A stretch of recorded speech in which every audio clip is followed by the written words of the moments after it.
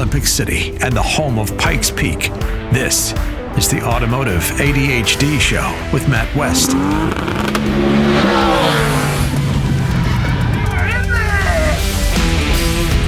And here we are, rocking it on the Automotive ADHD Show.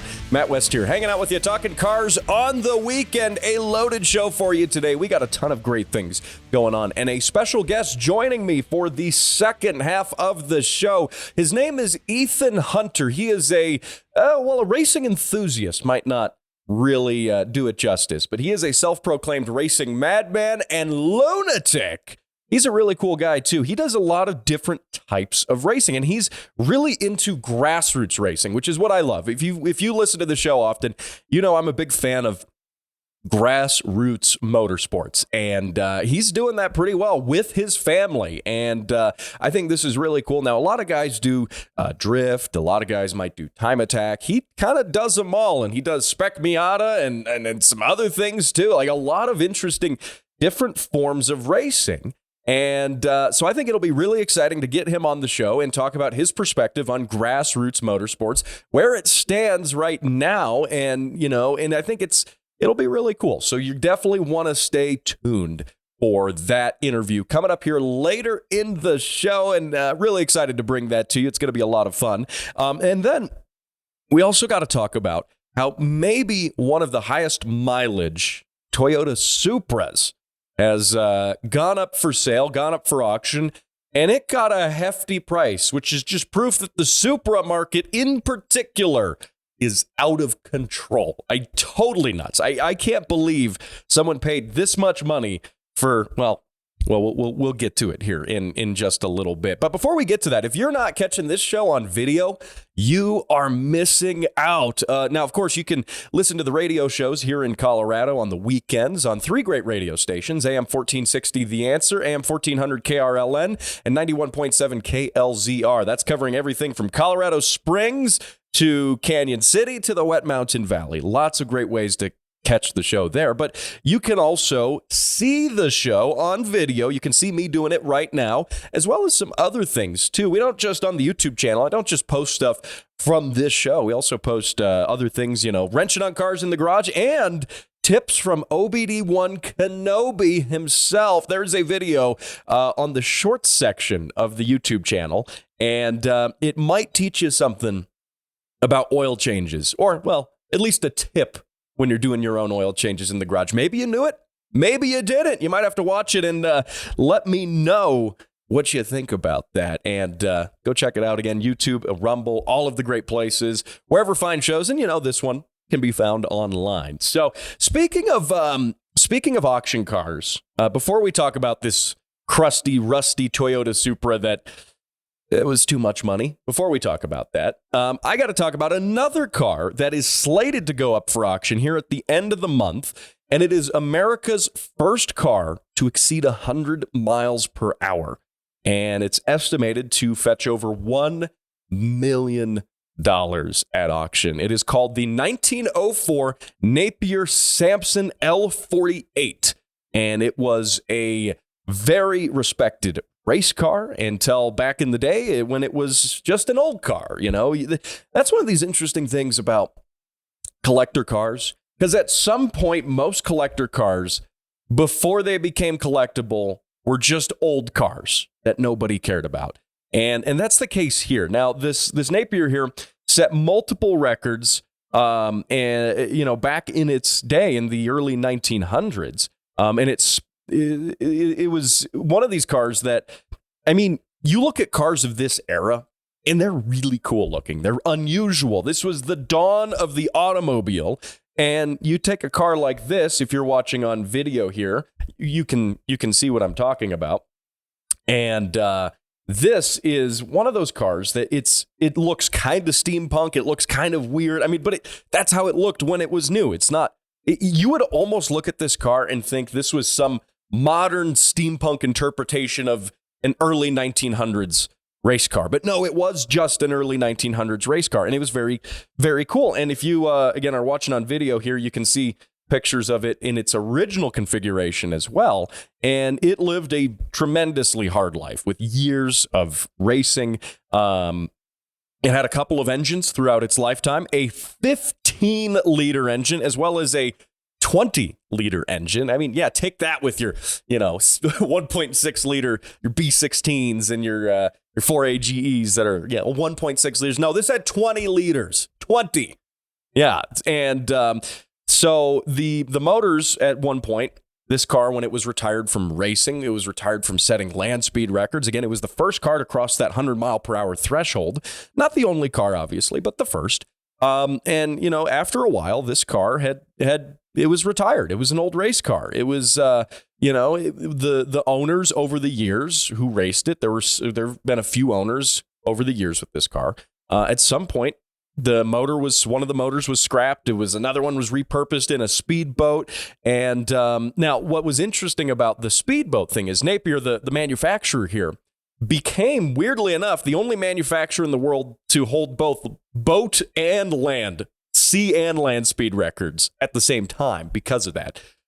Because the engine that made it into a boat also made it into that boat, which set some records. So, I mean, that's cool. And, what's interesting about this car is it had languished away for years and years before somebody decided to find it. It was discovered in Australia, covered in dust, basically in a barn. Somebody found it and decided to restore it and try to find the original engine, one of the original engines, and get that back in and restore this whole car, which the car was restored in 1982 after sitting at that point for, I guess, about 67 years.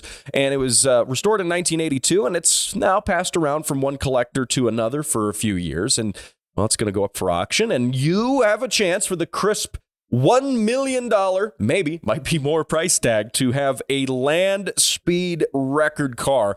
If anything, I think this car is tremendously cool just because of the way it looks, this styling. I mean, this was cutting edge technology in the world of yesteryear. I think this is really cool. So if you want to check that out, you can see some pictures of it in the video of this as well. And let me know on the Facebook page, would you drive that? I think I already know the answer. I would drive that. So now, speaking of other auction cars, I got just a couple minutes to wrap this up, but a Toyota Supra with 388,000 miles has sold for a considerable amount of money, and which for a 388,000 mile old Toyota, it sold for $49,500. And I mean, this thing's got rust. It's got holes in a couple parts of the body. I mean, this thing is, overall, if you were to look at it, you would say, well, it's not that bad, which it's not. I mean, yeah, it's got some rust. It's got some old car problems,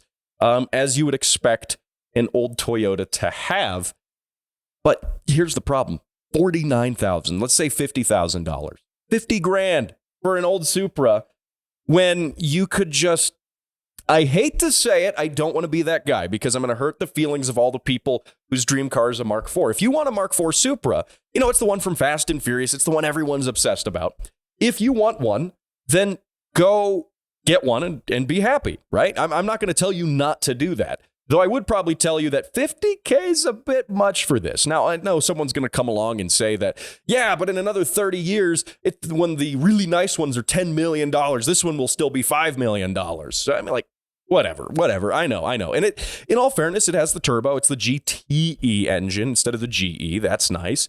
And it's just been a driver car. Now, I would say if you wanted to spend $50,000 on a Supra, there are other Supras. You might say, oh, well, I really want a Supra, so I have to spend $50K. Well, I don't know. If you look at the new Mark Vs, they start at about $50K, and it's a brand new car. So I don't know. But then again, I'm not one for sensible decisions on this show. If you just look at the cars in my garage, yeah, I know I could buy a new one for more than what I pay for my other cars that don't run. So anyway, hey, don't go anywhere. Ethan Hunter, my guest, is going to join me after the break. We're talking grassroots racing right here on the Automotive ADHD show. Don't go anywhere. And now for how things work with an engineer. Rotary engines. Regret. And that was how things work with an engineer. More of how things work can be found at facebook.com/automotiveadhd. And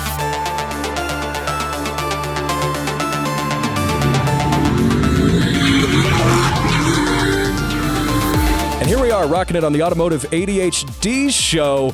Those car sounds were from my guest, and I am really excited to have my guest on the show. He's been racing since he was, I think you said 5 years old, is that right? 5 years old, that's correct. 5 years old, everything from quarter midgets to motocross to spec Miata, drift, and more.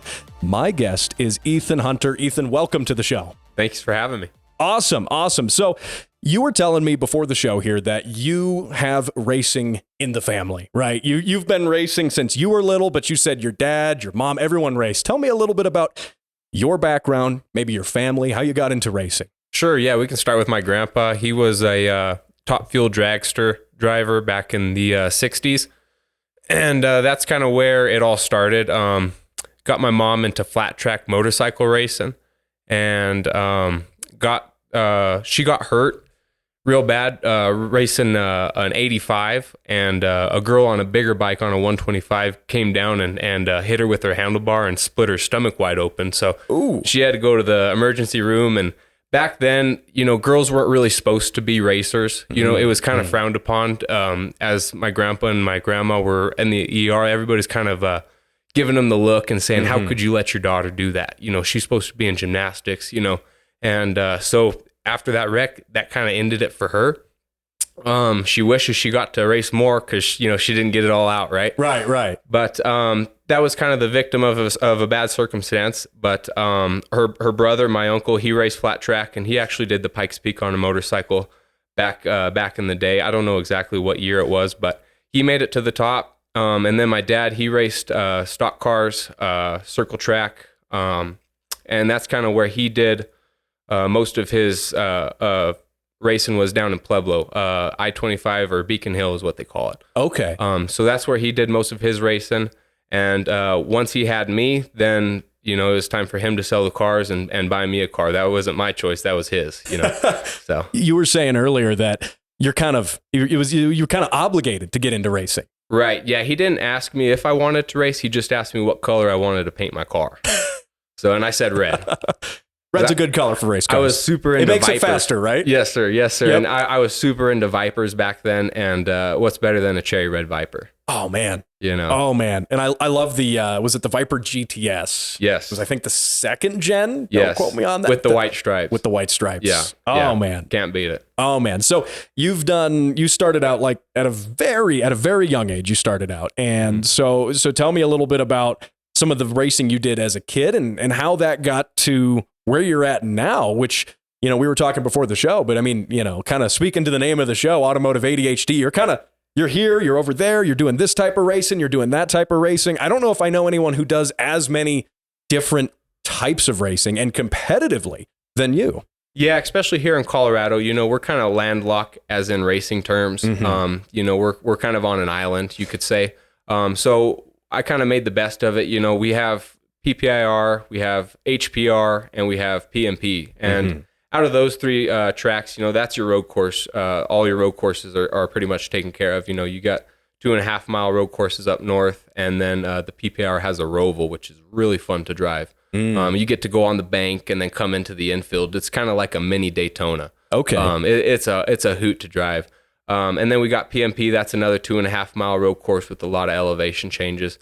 And you just got to be able to enjoy yourself in the spec Miata out there. It takes a long time to get down some of the straightaways even. Oh, yeah. And you got time to think, and in some of my other cars, you don't have any time to think. And I like a little bit of both. I like to be able to just react sometimes and go off my instincts, and like drifting or the super late models, because they're hauling the mail for sure.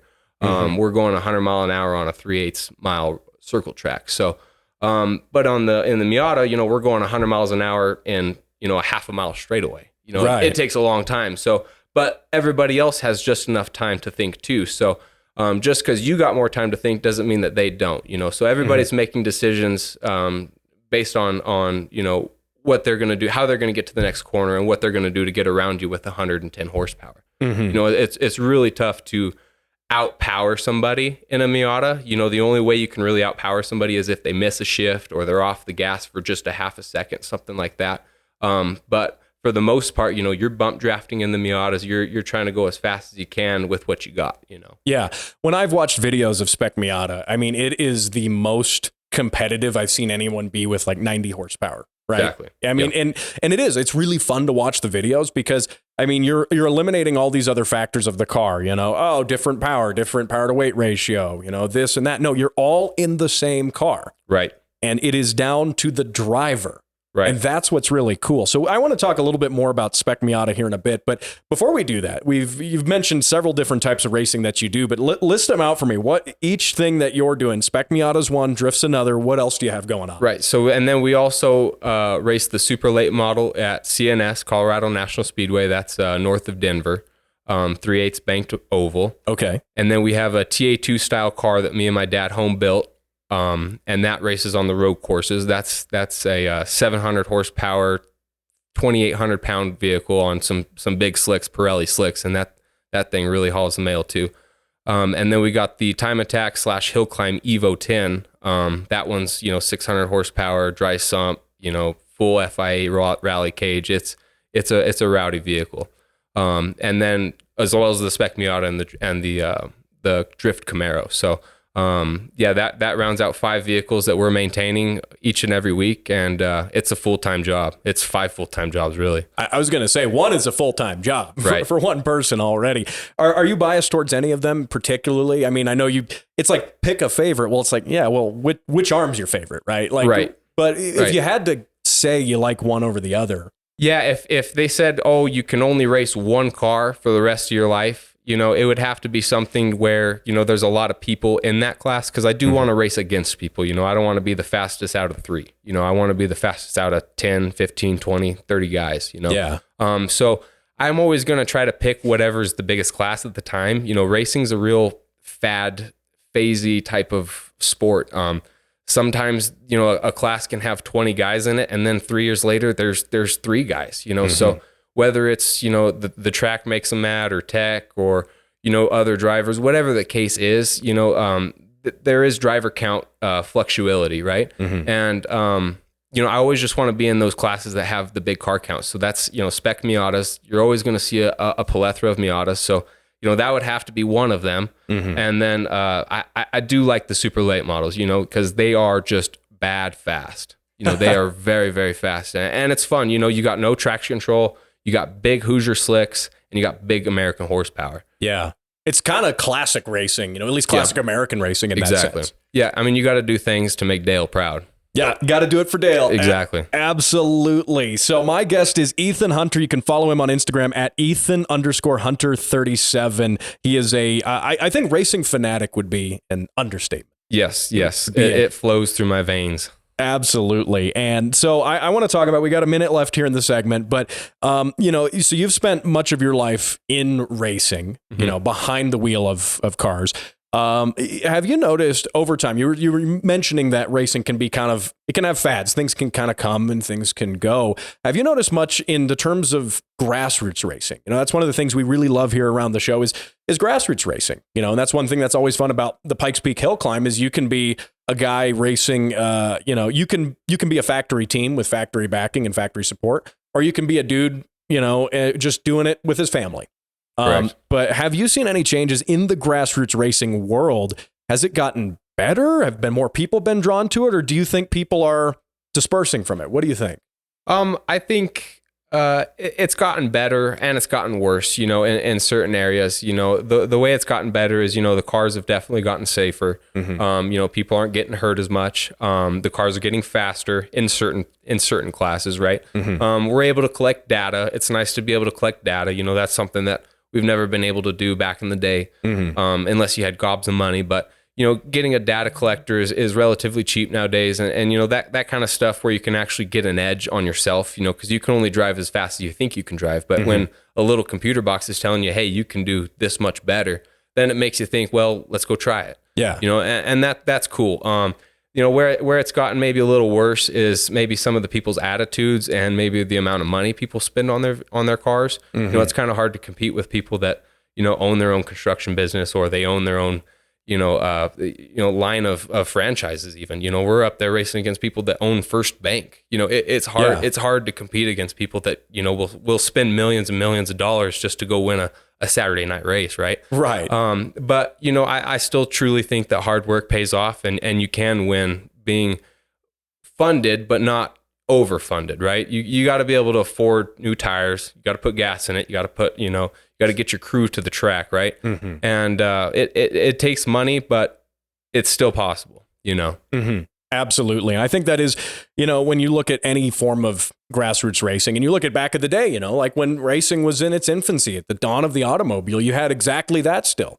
In fact, if anything, you probably had guys who were, it was more of a rich man's hobby at that point. And we've we've brought that further towards the grassroots now, and where someone like you is racing like 5 different racing series at once. And I want to talk a little bit more about some of the things you've got going on. And of course, you're also you do work as well, doing PDR and paintless dent repair and stuff like that. So I want to talk a little bit about your business. I want to talk a little bit more about Spec Miata as a whole, just because, again, I'm latching onto that because I find that just to be really, really entertaining. So we're going to get to all of that and more coming up here in the next segment of the show. Again, my guest is Ethan Hunter, Instagram at EthanHunter37, racing fanatic, but that's like we were saying.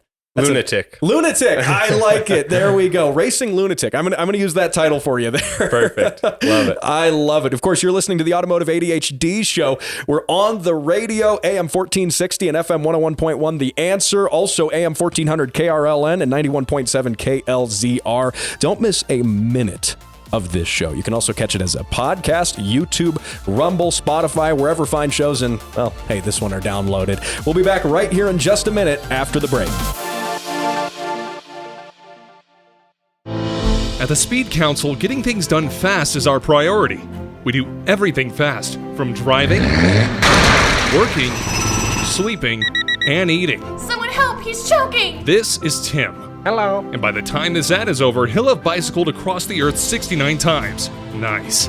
Even if our name sounds unfamiliar, you know our work. F1? Pfft, child's play.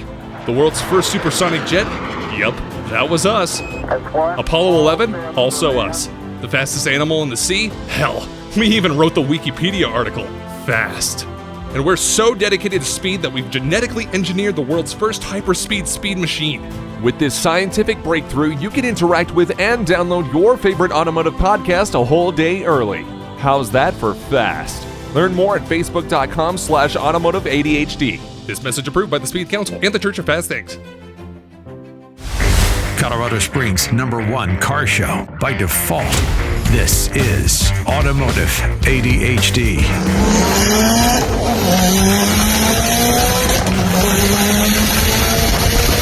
And more car sounds from my guest. You are listening to the Automotive ADHD show. Whether you're listening to it on the radio or online as a podcast, you can catch it on video too, YouTube and Rumble. I have sitting across the toolbox from me here, Ethan Hunter, and we corrected his title. Instead of racing fanatic, what did we say? Racing madman, lunatic. Yeah. Right there. So he does tons of racing, and he is kind of embodying grassroots racing at its finest. And so, Ethan, we want to talk about a few things here, namely, racing. That's one of the topics here. But what motivates you to do all of this racing? Because you're doing tons of different types of racing. You're not just picking one. You're saying, I want them all. Right. Yeah, and the feeling you get behind the wheel. I mean, if you've driven a car and you've driven a car fast, you know that feeling, the escape, that magical feeling you get. And that's, obviously the reason why. But also once you get a taste of it in one racing series, you kind of wonder what it's like to race a different series. And are they having more fun than us? Or, are they spending less money and having more fun? Or, what's their balance and equations of fun to dollar spent, right? Mm-hmm. And that's when I started dabbling and getting different race cars. And I just found that, you can't just have fun with one car racing, 4 to 6 times a year, out of the 52 weekends that you have in the year. So, I like to be able to hit 20 to 25 events and just drive as much as I can, because you can only get so good with, setups and the car and horsepower and reaching those car goals as you go on. But being a driver, you have to be behind the wheel. You have to get that sense of feeling, and you have to get that sense of control, or in the case of drifting, out of control. You have to have that feeling all the time. Right. If you don't have it, it's like a drug. You got to have it. Right. Where right. is it? I got to find it. And I think sometimes when it comes to driving, you kind of get tolerant to it as well. Like, right. I need to keep going more. It's if anyone who's modified their car, and added power, done some sort of power adder, they know what I'm talking about. You get behind the wheel, if you've just boosted your car or something, you finish the tune on it and you're like, wow, this feels great. Maybe 10 minutes later, maybe a day or two later, you're like, okay, well, it feels slow again. I want more. Like your perception, you get used to that threshold on there. So I think whether we're racing or modifying cars, we all kind of experience that a little bit. Now, what would you say, are there any drivers you look up to personally, drivers in the racing industry? Right. Yeah, there is. Obviously, my dad. My dad's going to be my first idol. He's the one that started it all. Right. He's the one that got me my first car and told me how to turn left for the first time. So, of course, he's going to be my number one idol. And then on the grander scheme of things, I do like Kyle Larson. He's probably one of my favorite drivers. He's a plug and play driver, as quoted by Jeff Gordon, and that's what I strive to be. I just want to be a Kyle Larson in my own rights and in my own affordability and within these barriers of Colorado, because we are kind of gate kept. A lot of people don't really look at us very much when it comes to racing, but we are here. We do have a lot of good racetracks and good race drivers, and good equipment out here too. So, winning down here and winning in Colorado still means something to me. Absolutely. And I think the more people that are doing racing, and this is maybe a little off topic, but I mean, we have epidemic across the country of racetracks closing because of a number of reasons. Right. But I mean, the more people you have doing it, going to races, family coming to watch the races, all of that keeps this industry going, Alive, and that keeps guys like you and me being able to go to tracks. There are still tracks to go to. And I mean, people are like, well, how do we support racetracks? Go racing, go watch some racing. Be a part of it. If you got a buddy who's racing, go out there and check it out, Right. Yeah. Come grab a hot dog. Yeah, absolutely. Yep. Racetrack food trucks. Get some great food there. Yeah. Grab a beer, grab a hot dog, slice of pizza, and watch some racing. Yeah, absolutely. Smell the tire smoke, Yeah. It's American pastime. It used to be, right? Yeah. And I think it still should be. Right. Still should be. Right. So now, speaking of another form of racing, you were telling me in the break here that you participated some in Formula Drift. Tell me a little bit about your experience doing that. So that was my, 15 minutes of fame. I was able to make it to the Pro 2 level, which is now called Pro Spec, which is, right below, Von Gittin Jr., Frederick Osbo, people like that. And we were actually on grid with them. And, just being on grid with those guys is just, amazing. It's an awesome feeling. So that was kind of my pinnacle, and that was my peak. That was when I hit my prime. And, that was a very, very fun ride, but I learned a lot. And I learned that, being a professional racing driver doesn't mean that you just get to show up and drive. It's even more hard. When you show up as a pro driver, you clock in from the second you sign that paper, of saying, hey, I'm a Formula Drift driver, or, I'm going to step up to the Cup Series or something of that matter.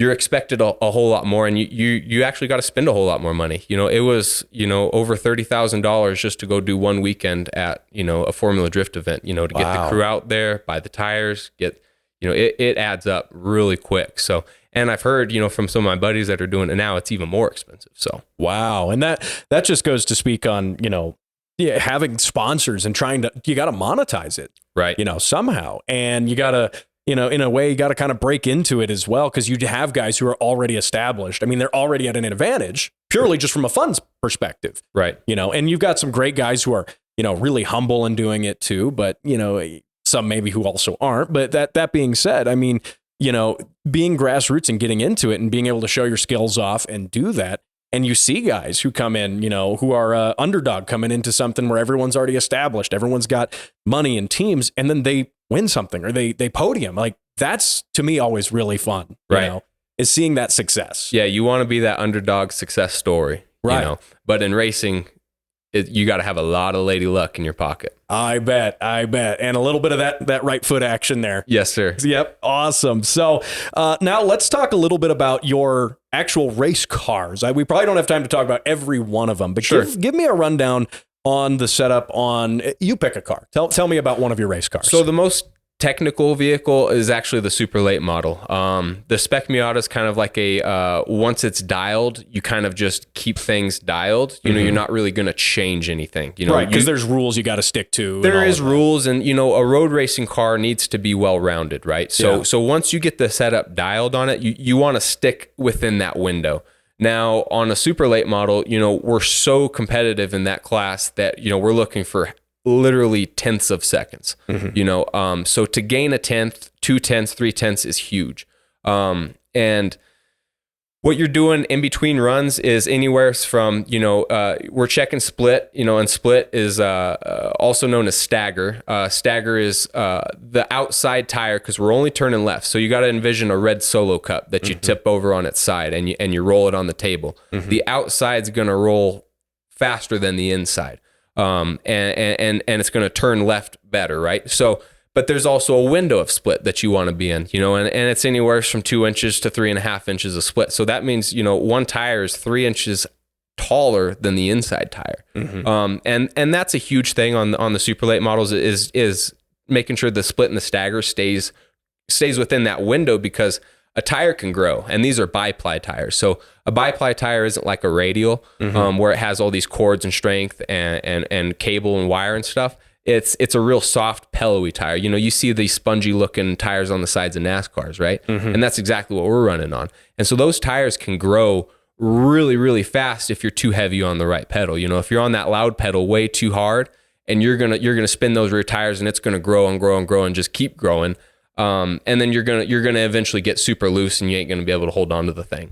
So there is a little bit of tire management that you have to stick with, and you know, the shocks are huge. You know, we got high speed and low speed dampening clicks, and we want to go either up or down a click or two. You know, that changes a bunch. You know, we have a track bar, a panhard bar. All of those, you'll see them in a NASCAR pit stop. They'll reach in the rear window and make a turn on the rear window. That's basically just raising or lowering the rear track bar, and that's putting pressure down on your inside tire.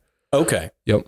Wow. Okay. So, and then there's a lot of dynamics. There's a lot of things that go into this, and that's one of the challenges, I imagine. I mean, managing one race car, you've got all those dynamics. You got all those things going on.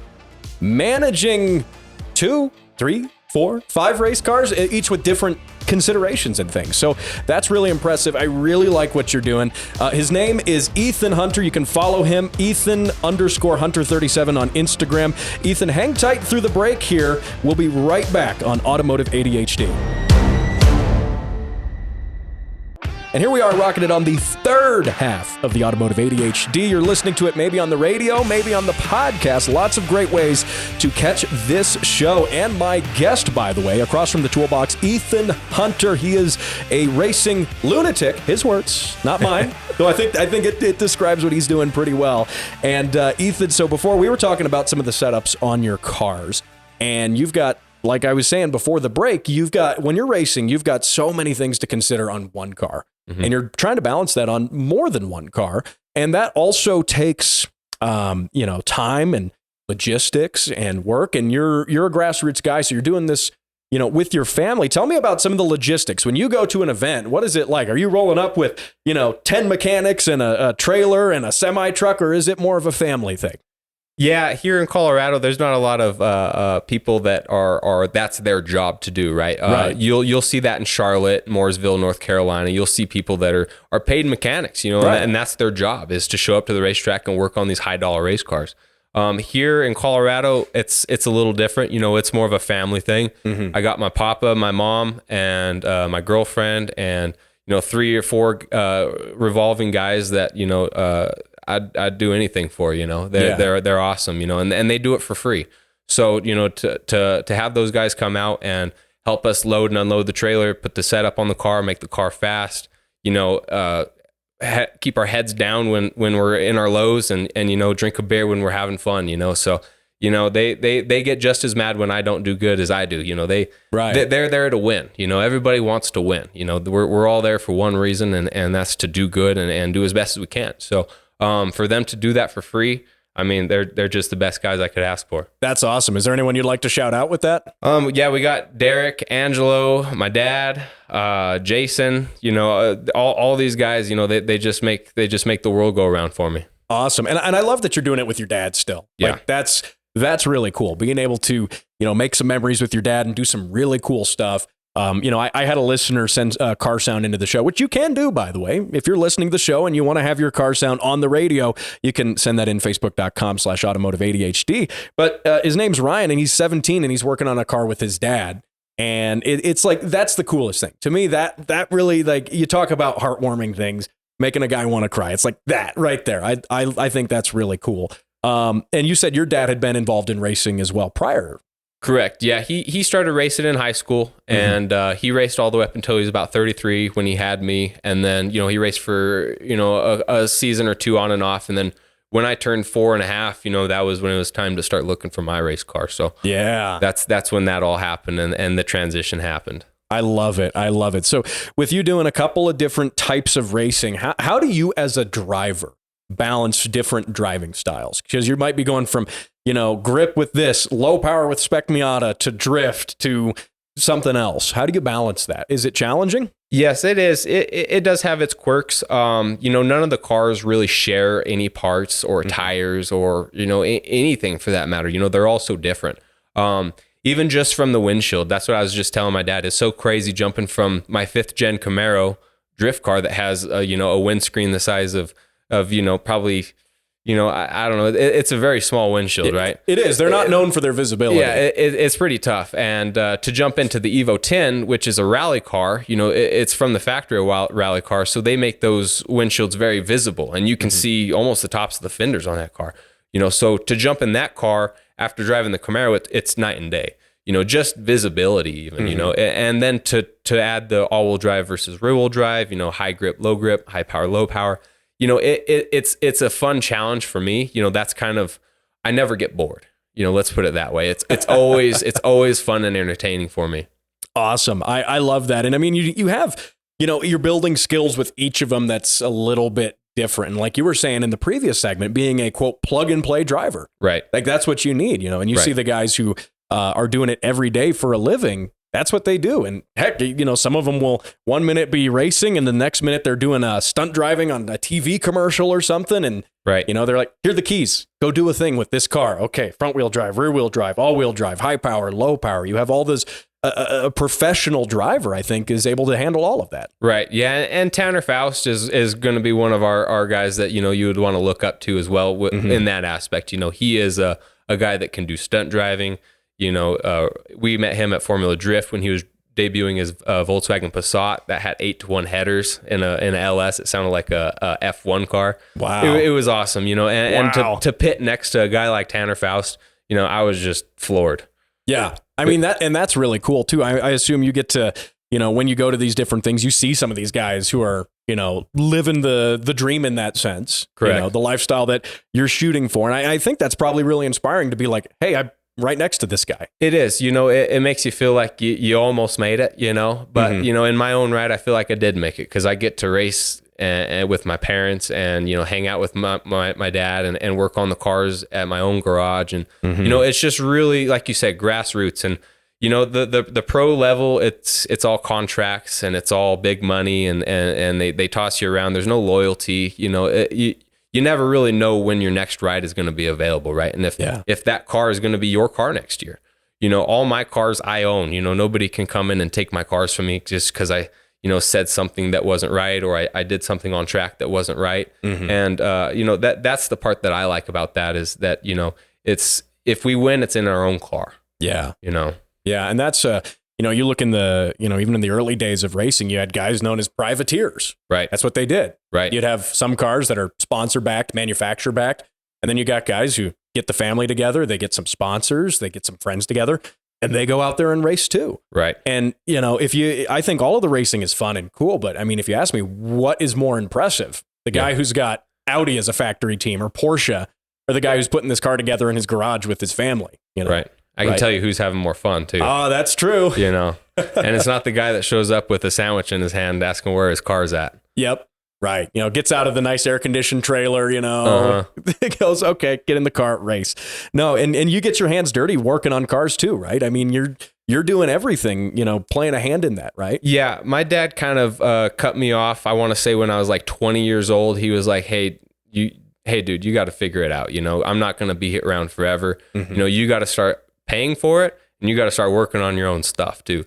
So he kind of did that and got the clock ticking on me. And so then I started doing the paintless dent repair, the hail repair. That was one thing I wanted to ask you about is your business, right? You're kind of an entrepreneur. You're doing your own thing to fund all of this. Exactly. And that's kind of where it stemmed from. You know, he was like, you know, I can't afford your dreams. You know, you got to figure it out. And that's where the hail repair came in. And that was something where I could afford to do these things. And once I started getting a little better at it and the money started flowing a little more, I was like, well, then I'll just buy another race car and then another race car. And then, you know, and then I just, you know, it never stopped and it still isn't stopping. I just put a deposit down on a sprint car. So, you know, it's going to continue to grow and we're going to continue to try to go faster as, you know, as we go on. But when my dad cut me off, you know, that was a big thing because I only raced, you know, 2 or 3 times that year. And for me, that was like the end of the world, you know? So I was like, you know, I didn't really have a good job. I didn't know where I was going in life. You know, all I knew was that my race cars were possibly going to go away. Yeah. And so that was like, okay, it's time to start working on these cars. Let's get my hands dirty. Let's figure out how to make this program work, you know, by myself as the crew chief / driver / owner / everything. Right. Right. Cause you know, my dad is 61, you know, and that's why I'm so, these next few years are so important because, you know, racing with your dad is something that's irreplaceable and priceless. So, you know, these next few years are just, you know, I'm soaking up every little bit of it. And I'm so grateful to have him around and be able to do this. That's amazing. Yeah. I love that. And again, that family connection there is so good. I mean, you know, not every person gets to do that. So, I mean, having that opportunity to do that, you gotta take advantage of that. Go racing with your dad. Right. Yeah, of course, you know. And, you know, I do appreciate, you know, everybody that has sponsored me and helped me along the way. But my dad he's the guy. He was the guy, you know. He's the OG sponsor. He is the OG sponsor. I love that. Awesome. My guest is Ethan Hunter. Again, you can follow him, and you should. Ethan Hunter at Ethan_Hunter37 on Instagram. Check out some of the racing stuff he's doing. If you're here in Southern Colorado, why not next time you're at a racing event, keep an eye out for one of his many race cars. And I think it'll be really fun seeing this guy drive, seeing all the great things that he does. Ethan, I want to thank you for joining me here on Automotive ADHD. Awesome. Thanks for having me. I'd love to give one of your listeners a free ride along. Hey, let's do it. Let's make it happen. Awesome. And thank you for listening to the show. You can catch it wherever fine shows and this one are downloaded, as well as on the radio. 3 great radio stations, AM 1460 The Answer, 91.7 KLZR, and AM 1400 KRLN. We'll see you next week when we talk more cars here on Automotive ADHD.